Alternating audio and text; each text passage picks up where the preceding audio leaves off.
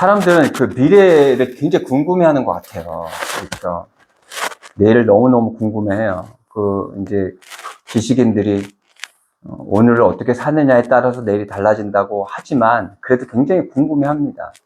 그래서 점들을 많이 보죠. 제가 그 중학교 다닐 때 그 미아리 고개를 지나다녀서 버스를 타고, 그래서 제가 운명 장명소인가요? 그 점집들 그렇게 써있죠. 운명 장명소라고 아마 그렇게 기억이 나는데, 제가 이렇게 지나가면서 쉬었던 기억이 있어요. 지나가면서 심심하니까 양쪽에 있었는데, 그때 거의 한 4, 50개가 됐대. 거의 그 미아리 고개로 전부 다 점집이었던 거예요. 그렇게 내일을 궁금해하는 사람들이 많다니까요. 근데 지금은 이제 많이 없어졌죠. 그런데 그 유명한 젊은 친구들이 많이 가는 동네를 가보면 엄청나게 많아요. 타로니 뭐니 점 보는 집이 그렇게 많아요. 그러니까 내일이 너무너무 궁금한 거예요. 여러분도 궁금하시잖아요. 네, 그렇죠. 근데 그 내일을 어떻게 알 수 있냐면 성경을 보면 알 수 있어요. 내일을. 우리의 내일은 여기 정해져 있거든요. 오늘 그 말씀 보면 그 세례 요한의 이야기거든요. 세례 요한에 대한 이야기인데, 세례 요한에 대한 이야기를 700년 전에 이사야가 먼저 이야기를 한 거예요. 앞으로 세례 요한, 그러니까 외치는 자가 나올 거야. 그가 바로 세례 요한이었던 거예요. 700년 전에 이사야가 했던 얘기를 지금 세례 요한이 700년 후에 나타나서 지금 회개하라고 하나님의 말씀을 전하고 있는 거예요.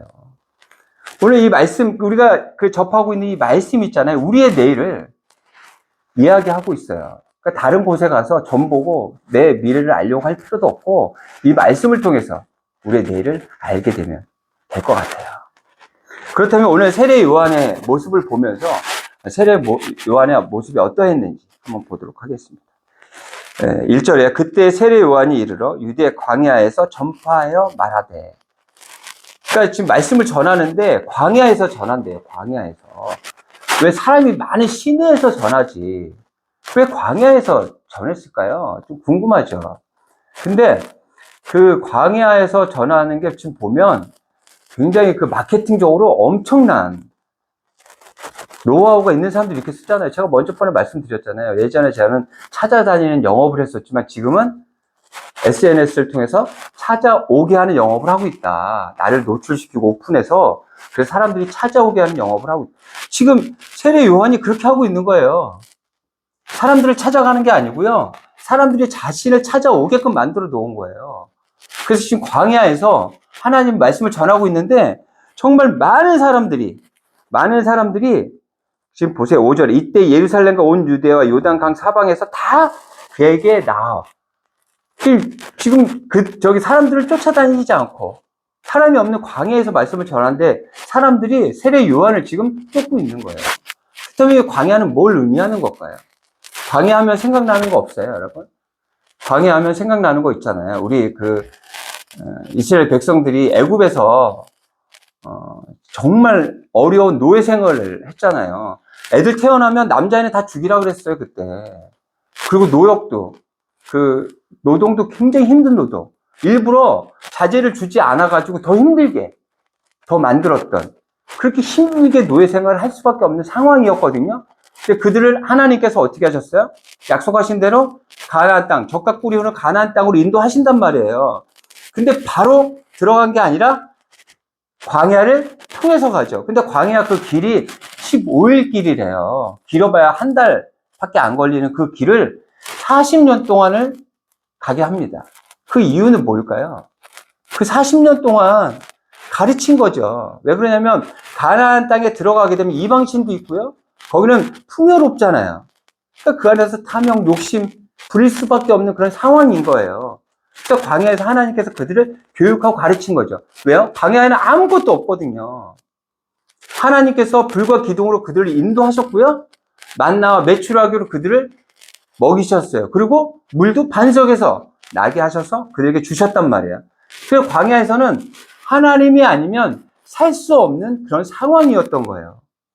그래서 그들을 40년 동안이나 보름이나 한 달이면 갈 수 있는 그 거리를, 우리 하나님도 좀 너무 심하시긴 하시지만 우리를 돌아보면 그럴 수도 있겠다 싶어요. 잠깐의 교육, 훈련을 받더라도 어떤 유혹이 생기면 바로 넘어가 버리는 그런 경우들이 있잖아요. 사기 당한 사람들 있잖아요. 또 당해요. 사기 당한 사람이 또 당한다니까? 분명히 안 당할 거라고 이야기하지만 또 그런 유혹이 오면 그걸 또 이겨내지 못해. 그래서 사기 당한 사람은 한 번 당한 사람도 많지만 여러 번 당한 사람들도 있어요. 왜 그러냐면 그 유혹에 이겨내지 못하는 거야. 그래서 이렇게 하나님께서는 오랜 기간 동안 그들을 가르치신 거죠. 지금 세례 요한이 왜 광야에 갔는지 아시겠죠?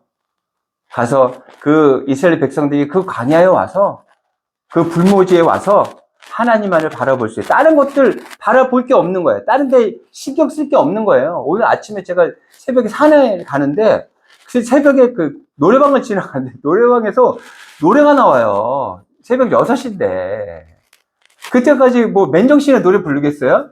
맨정신에 그때까지 노래를 어떻게 하겠어요? 그때까지 마시고 노래 부르고 죄송하지만 저도 그런 경우가 있어서 그들의 마음을 좀 이해는 하지만 그렇게 세상에서 하나님의 말씀을 들어도 그런 것들 때문에 그 유혹 때문에 벗어나기가 쉽지 않단 말이에요. 그래서 광야로 세례 요한은 사람들을 이끌어 간 거죠. 그곳에서 하나님만 바라볼 수 있도록 그렇게 한 거 굉장히 지혜롭죠. 그렇다면 우리도 광야 가야죠. 가자고요. 우리 광야는 어디 있어요, 대체? 우리 한국에 광야 있나요? 사막 같은 곳 있나요? 그럼 뭐 비행기 타고 가야죠. 가야 되나요? 아니요.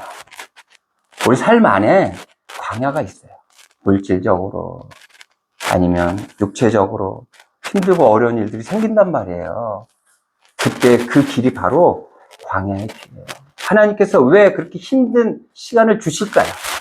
그 광야의 그 시간들을 통해서 하나님만 보길 바라시는 거예요. 그래서 이런 얘기 많이 들으셨잖아요. 고난이 은혜입니다. 고난이 축복입니다라는 얘기 들었죠. 하나님께서 그런 거예요. 너 그렇게 정신없어? 아니야, 나만 바라봐야 돼. 하시면서 주시는 은혜가 고난일 수 있다라는 거예요. 그래서 그 광야에, 그 시간에 우리는 하나님만 바라볼 수 있는 우리가 되어야 합니다. 그렇게 사람들이 막 물밀듯이 막 와요. 근데 막 오는데 어떤 사람들도 오냐면 바리새인, 사두개인 이런 사람들도 온단 말이에요. 이 사람들은 어떤 사람들이에요? 종교 지도자들이에요. 근데 그 사람들한테 뭐라 그러냐면 이렇게 얘기합니다. 독사의 자식들아, 누가 너희를 가르쳐 임박한 진노를 피하라 하더냐. 아니 회개하라 그래서 찾아왔는데 왜 이렇게 얘기했을까요? 그들이 어떤 마음을 가지고 왔는지 안단 말이에요. 그들은 왜 왔을까요? 상황을 보기 위해서.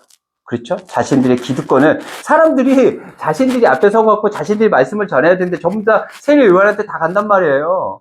그러니까 지금 불안할 거 아니에요. 자신의 기득권을 지켜야 되는데 지금 상황이 어떻게 되는지 가서 보는 거예요. 근데 세례 요한은 아는 거죠. 너무 안타깝지요. 아무리 그 종교 지도자들이라고 하더라도 회개할 게 없을까요? 회개해야죠. 그렇죠? 지금 구약 성경에서 말했던 이사야가 말했던 세례 요한이 왔어요. 그 외치고 있어. 많은 사람들은 깨닫고 회개하고 하나님 앞에 나아가고 있는데 이 종교 지도자들은 그렇지 않단 말이에요. 너무 안타깝죠. 제가 주중에 영상을 하나 봤는데 다른 목사님을 디스하는 목사님이에요. 저는 그런 거 잘 안 보거든요. 디스하는 그런 거는. 근데 이제 그분이 이렇게 얘기하는 거예요. 이제 짧은 쇼츠예요. 그래서 봤어요. 짧은 쇼츠에서 봤는데 그분이 이런 얘기를 해요. 유명한 목사님들을 열거해요. 근데 다 그분들이 어떤 분들이냐면 세스파십니다. 자기도 처음에 이제 배우고 할 때 그 목사님들 너무 존경해서 그분들 설교를 듣고 그분들의 가르침을 받고 싶어서 막 그랬었는데 그분들이 그렇게 세습하는 자식들한테 물려주는 걸 보면서 너무 안타깝다. 그런 얘기를 하셔요. 근데 이제 얘기는 이제 거기서 끝나요, 그분은. 근데 이제 요거랑 비슷한 얘기를 또 다른 목사님의 설교에서 제가 들었던 기억이 있거든요. 그 목사님이 이렇게 얘기하시더라고요. 그분들이 그 세습한, 그거를 이제 줘야 되는 그런 상황에서 잠깐의 유혹 때문에 그걸 못 이기고 그렇게 했을까요? 라고 얘기하시더라고요. 아닐 거라는 거예요. 평생을 목회를 하면서 하나님의 것입니다. 하나님만 찬양하고 하나님만 노래합니다. 라고 입으로는 고백했지만 마음속 진심은 그렇지 않았다는 거예요. 그래서 결국에 그 모습, 그 마음들이 결국에 드러났다는 거예요. 그 결정적인 순간. 잠깐의 유혹이 아니었다라고. 그렇게 얘기하시는데 저도 공감이 되더라고요. 그러니까 하나님의 것입니다라고 얘기를 했지만 결국엔 자기 거였던 거예요. 어느 목사님이 이거 갖고서 어떻게 남 줘? 이렇게 얘기했다라는 그런 얘기를 제가 한번 들었던 기억이 있어요. 어떤 목사님인지 잘 모르겠지만. 그게 지 거예요. 그 남이에요? 하나님 믿는 저기가 같은 지체고 연합되어 있는 같은 형제고 자매인데 왜 남이에요? 그렇게 얘기했던 그런 분의 이야기를 들은 적이 있어요. 너무 안타깝죠. 근데 보세요. 세례 요한은요. 어떠한 자세로 하나님의 말씀을 전하는지 명확하게 이야기합니다. 보세요. 11절이에요. 같이 한번 읽어봐요. 11절. 시작. 나는 너희로 물로 세례를 베풀거니와 그의 뒤에 오시는 이는 나보다 등형이 많으시니 나는 그의 뜻을 비로소 감당하지 못하겠노라. 그는 성령과 불로 너희에게 세례를 베푸실 것이요. 세례 요한은 자신의 역할이 뭔지 명확하게 얘기합니다. 뒤에 예수님이 오신데 그분이 구원자야. 나는 그냥 그거를 알리는 그냥 종에 불과해. 라는 걸 분명하게 지금 이야기하고 있어요. 우리 유명하신 존경받는 우리 목사님들이 만약에 이 세례 요한 같은 이런 마음이었다면 그 자식한테 좋겠어요? 그렇죠. 또 이런 얘기들 많이 합니다. 세례 요한이 헤롯에게 꾸짖었다가 죽게 되잖아요. 그 빌립이라는 그 동생의 아내를 취한단 말이에요. 헤롯이. 너 그러면 안 돼. 그 얘기했다가 어떻게 됐어요? 모기 잘려 죽어요. 그걸 보면서 많은 사람들 이야기하죠. 그럼 우리 신앙이 있는 사람들이 세상의 모습을 보고 얘기해야 돼요, 말아야 돼요. 이런 얘기를 한단 말이에요. 근데 중요한 거 보세요. 하고 안 하고가 중요한 게 아니에요. 우리의 자세가 어떠한지가 더 중요한 거예요. 우리의 자세가 세례 요한처럼 예수 그리스도 앞에서 자신의 존재가 어떤 존재인지를 명확히 안다면 할 수 있죠. 그렇지만 하나님을 전한다고 하면서 어느 순간부터 자기가 하나님이 돼버린다니까요. 제가 전에 또 말씀드렸잖아요. 그 개신교가 종교개혁을 이겼던 이유가 교황이 무효화돼요. 교황이 결정하면 아무런 오류가 없다라는 거예요. 그래서 그 종교개혁이 일어난 그 이유 중에 하나거든요, 그게. 근데 지금 교회마다 교황이 다 있대잖아요. 얼마나 안타까운 일이냐고요. 지금 세상에 이야기를 해야 되는, 질책을 해야 되냐 말아야 되냐가 중요한 것이 아니고 우리들이 지금 자세가 어떠한지가 더 중요하다라는 것을 세례 요한의 모습을 보고 우리는 알아야 된다라는 거예요. 그러면서 이렇게 이야기합니다. 9절이에요. 같이 한번 읽어봐요. 시작. 속으로 아브라함이 우리 조상이라고 생각하지 말라. 내가 너에게 이르노니 하나님이 능히 이 돌들로도 아브라함의 자손이. 이제 교회 왔어요. 오늘 예배했어요. 나 예배했어. 난 그거 말았지. 그러니까 중요치 않다는 거예요. 예배했어도 하나님을 진정으로 예배해야 된다는 거예요. 진정으로 회개하고 열매 맺는 그런 인생이 되어야 된다는 거예요. 나 오늘 와서 도장 찍어서 하나님 저 봤죠? 또 도장 찍었어요? 이게 중요하지 않다는 거예요. 더 중요한 건 뭐냐면 마음으로 하나님을 예배해야 된대요. 그러면서 세례 요한은 뭐라고 얘기하냐면 열매를 맺으래요. 근데 무서워요. 보세요. 같이 한번 읽어봐요. 10절입니다. 시작. 이미 우리가 나무 뿌리에 놓였으니 좋은 열매를 맺지 않는 나무마다 시커먼 불에 던져. 야, 살벌해요. 우리 마지막 절 12절 같이 읽어봐요. 시작. 손에 키를 들고 자기의 타작마당을 정하게 하사 알곡은보와 꽃관에 들고 죽정이는 꺼지지 않는 불에 태우시리라. 보세요. 열매 안 맺으면 이제 큰일 날 것 같아요. 큰일 나요. 진짜. 큰일 나요. 열매 맺어야 돼요. 열매 어떻게 맺으실까요, 여러분? 열매 맺어야 돼요. 열매 맺자고요, 우리. 어떻게 하면 되겠어요? 그런데 중요한 거 있잖아요. 내가 열매 맺어야지 해서 열매가 맺어지는 게 아니에요. 지금 세례 요한이 외치잖아요. 너희들 회개하라고. 진정으로 회개하라고. 회개하면 돼요. 우리의 모습을 돌아보면 돼요. 우리가 새로워지면 자연적으로 열매는 맺어지게 돼 있어요. 예전의 모습으로는 열매 맺을 수 없는 인생이에요, 우리는. 하지만 우리의 모습을 돌아보고 회개하고 우리가 새로워진다면 우리 삶을 통해 우리는 자연적으로 열매를 맺을 수밖에 없는 그런 존재가 돼요. 왜요? 예수 그리스도의 진액을, 능력을 계속해서 받는데 왜 열매를 못 맺겠어요? 중요한 건 뭐냐면 내가 열매 맺어야지, 어디로 가야 돼? 그러니까 중요한 게 아니고 내가 회개해야 되는 거예요. 나의 모습을 돌아봐야 되는 거예요. 지난주에 우리 집사님 기도에 은혜 많이 받았어요. 우리 집사님이 조목조목 자신의 부족한 부분들을 이야기하시면서 회개한다라고 기도하셨을 때 제 얘기하는 줄 알았어요. 쉽지 않은 이야기입니다. 그렇게 사람들이 듣는, 혼자서는 기도할 수 있죠. 사람들이 듣는 그런 기도의 내용에서 그렇게 얘기할 수 있는 건 쉽지 않아요. 하지만 우리가 그렇게 해야 돼요. 좀 부끄럽지만 그렇게 기도해야 돼요. 그렇게 회개해야 돼요. 제가 이제 어저께 그 밴드 공연이 있었잖아요. 근데 이제 우리가 시간이 안 돼서 그 전날, 원래는 그렇게 연습을 안 하는데 전날 연습을 했습니다. 저도 일이 늦게 끝나가지고 과천에서 그 또 연습실까지 가고 막 하여튼 굉장히 막 쉽지 않았어요.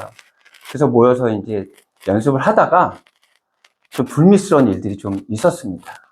뭐 그 중에 제가 이제 중심에 좀 있었지만 불미스러운 일이 좀 있어서 공연을 못하는 그런 상황이 되어버렸어요. 그래서 제가 이제 우리 교우들에게도 연락해서 이제 그런 상황이 됐다 이렇게 말씀을 드렸죠. 그리고 저도 막상 그 공연을 안 한다고 하니까 마음이 너무 편한 거예요. 준비가 좀 안 됐다 이렇게 생각을 했는지 하여튼 마음이 편해요. 그렇게 이제 돌아왔죠. 돌아와가지고 이제 제가 이제 팀장이니까 제가 이제 다음날 아침에 이제 안 하겠다고 한 사람이 있었어요. 그래서 이제 그 사람의 마음을 돌이키려고 한 사람을 보냈는데 그 사람이 이제 아침에 문자가 왔더라고. 도저히 안 되겠습니다. 이렇게 문자가 왔어요. 그래서 다른 사람들한테 물어보지도 않고 제가 이제 팀장 권한으로 그냥 오늘 공연은 취소됐습니다. 그러고 그냥 해버렸어요, 제가. 저도 하고 싶지 않더라고요. 그래서 이제 그런 상황에 대해서 이제 아내하고 이제 산에 올라간다고 이제 가는 중에 드럼 치는 제 친구 있거든요. 그 친구가 이제 여기저기 이제 전화해 가면서 그 친구가 이제 화해를 이제 시킨 거죠. 이제 중심 역할을 해서 다시 이제 공연을 하게 됐어요. 근데 연락을 안 드리는 건 또 너무 또 그럴 것 같아서 연락을 이제 안 드렸고 그렇게 이제 공연을 했습니다. 공연을 했는데 공연 장소가 너무 좋아요. 이제 만든 지가 1년도 안 된 아주 뭐 음향 장치도 그렇고 너무 훌륭해요. 거기서 이제 공연을 했는데 우리 저희 다른 팀원들은 너무 잘했어요. 제가 봤을 때 연습 때보다 더 잘한 것 같아요. 근데 저는 원래 기타를 잘 치지도 못하지만 연습 때보다 한 60, 70%도 못한 것 같아요, 제가. 그 공연을 하고 나니까 너무 막 좀 마음이 너무 불편한 거 있죠. 되게 마음이 좀 안 좋아요. 너무 속상하더라고요. 그리고 또 같이 함께 공연했던 다른 팀들이 너무 잘하는 거예요. 프로들이 와가지고 너무 잘하는 거예요. 그 기타 치는데 제가 꿈꾸는 기타의 모습, 기타 치는 사람의 모습인 거예요. 제가 꿈꾸는. 그 사람들을 보면서 제가 너무 작아 보이고 또 제가 또 역할을 또 제대로 못한 것 같은 생각이 들어서 너무 속상하고 막 그런 거예요. 그래가지고 하여튼 끝나고 이제 뭐 팀원끼리는 이제 화기애애하게 이제 잘 끝나서 이제 집에 왔죠. 그러면서 이런 생각을 갑자기 했어요. 하지 않았으면 더 좋았을 텐데 괜히 해가지고 이렇게 마음만 속만 상하네 이렇게 생각이 딱 들었거든요. 근데 그 순간에 어떤 생각이 들었냐면 그게 너의 모습이야. 너가 기타를 좀 치는 거라고 넌 생각했지만 결국에 너는 기타 실력이 별로 안 되는 거야. 그래서 저는 누가 기타에 대해서 이야기하면 좀 자부심이 있었거든요. 기타를 오래 치기도 했고 가르치기도 했고 그래서 제가 어느 정도 기타를 좀 치는 줄 알았는데 적나라하게 본 거죠. 제 기타 실력을. 그래서 정말 창피한 이야기지만 제 실력이 굉장히 부끄럽더라고요. 근데 저는 봤어요. 제 실력을. 제 실력을 봤고 누구에게 이야기하기 실은 정말 부끄러운 이야기지만 이렇게 말씀드리는 이유는 제가 저의 모습을 봤기 때문에 알기 때문에 앞으로 더 기타를 잘 치기 위해서는 어떻게 해야 되는지 이제 감이 와요. 예전에 1시간 연습했으면 2시간 연습해야 되고 2시간 연습해서 안 되면 또 4시간 연습해야 되고 그래야겠다는 생각이 들어요. 회개가 이거예요. 회개가 쉽지 않아요. 나의 모습을 보기가 쉽지 않아요. 그리고 자꾸만 외면하고 싶어요. 인정하고 싶지 않아요. 그렇단 말이에요. 저 진짜 기타 실력 저 어느 정도 된다고 딱 7년을 가르쳤어요, 기타를. 남들 앞에 가면 기타 얘기 나오고 음악 얘기 나오면 누구한테 뒤지지 않고 얘기할 자신이 있거든요. 그래서 그 모습 보기 싫었는데 결국에는 보게 된 거죠. 알게 된 거죠. 앞으로 기타 더 잘 치고 더 멋진 밴드를 하기 위해서는 더 많이 열심히 해야겠구나라는 생각이 들어요. 회개는 이렇게 쉽지 않은 어려운 일이에요. 하지만 우리는 회개해야 돼요. 세례 요한이 회개해야 된다고 그 광야에서 외쳤던 것, 그거 우리는 꼭 기억해야 돼요. 그래서 하나님 앞에 무릎 꿇고 회개하고 예전의 모습이 아닌 새로운 모습으로 우리가 변화가 된다면 우리는 자연적으로 열매 맺는 우리의 삶이 될 수 있을 거예요. 그렇게 열매 맺는 여러분들, 그러기 위해서 먼저 회개하시는, 그래서 하나님 앞에 자신을 온전히 바라보고 하나님의 뜻이 무엇인지를 깨닫고 그렇게 나아가는 여러분들이 되시기를 바랍니다. 네.